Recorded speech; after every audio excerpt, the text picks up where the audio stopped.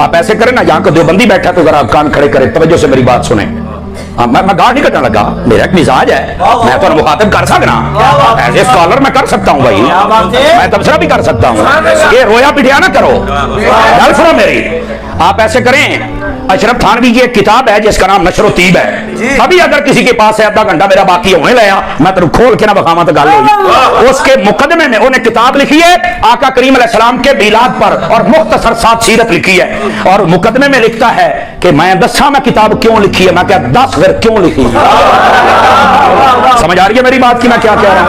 हाँ, अगर किसी के पास नशर तीब हो अभी ले आए, मैं आपको खोल के बता देता हूं, इस तो बड़ी गल तो नहीं मैं कर सकता। हाँ, वर्का ना भी चौपाटा होवे, बोलो तो सही ना यार।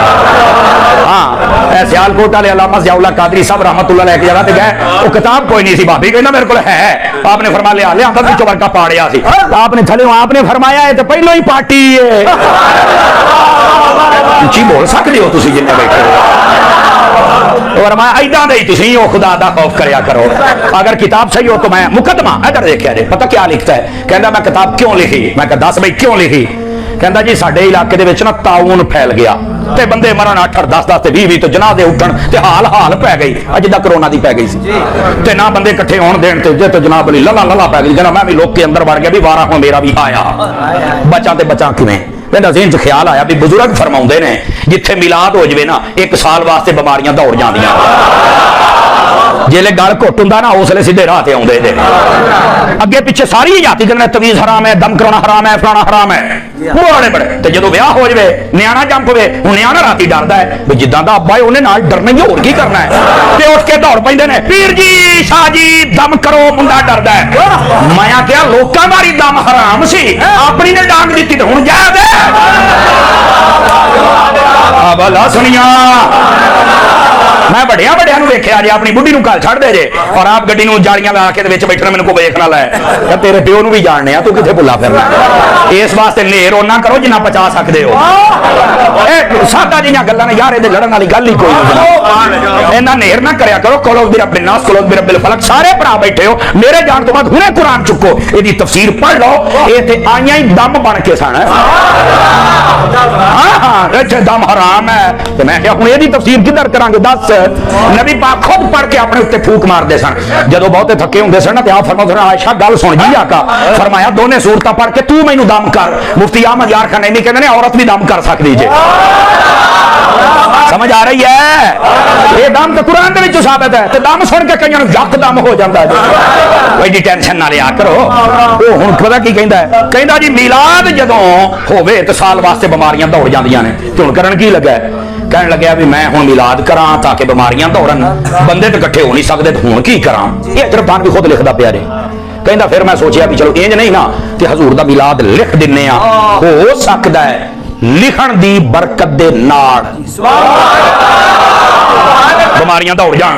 कहना मैं लिखना शुरू किया ना, 2-4 दिन गुजरे तो मैं अपने जिन्ने खलीफे खलूफे सी ना उन्होंने सारों आखो पता करो इलाके च की है, कहते यार को ठल पै गई है, सुनिया जे समझ आवे तां। हुण मैं तो कहना कोई बैठे जब छेती अपनी किताब ले आओ, अपने घर ले आओ तो ज्यादा स्वाद आएगा, पर एडी हिम्मत कोई नहीं करन लगा, सानू पता है। हाँ, कोई नहीं करन लगा है तो ले आओ, मैं बैठा। कहंदा जी मैं जदों लिखना शुरू किया तो ठल पै गई ना, कहंदा मैनू समझ आ गई कि ये बरकत है हजरत के मिलाद की।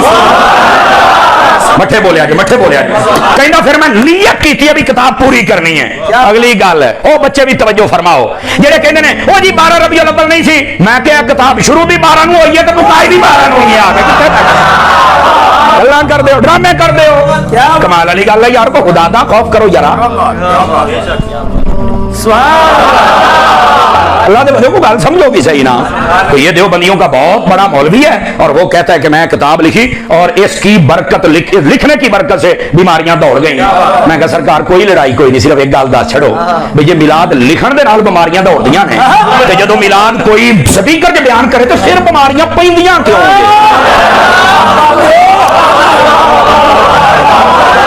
बोलो कई तमामता बन के बैठियां जे भी खयानत ना हो जाए। दोबारा मैंने मौलाना फरमा रहे हैं क्या दोबारा जुमला एक बार यार सादा गल है, मैं पहले दसिया लड़ाई झगड़ा गालम गलोच नहीं, सादा बात है। और यार मिलाद लिखण दे नाल जे बीमारियां दौड़ जांदियां ने ते जे कोई स्पीकर च बयान करे ते फिर बीमारी पैंदी क्यों है?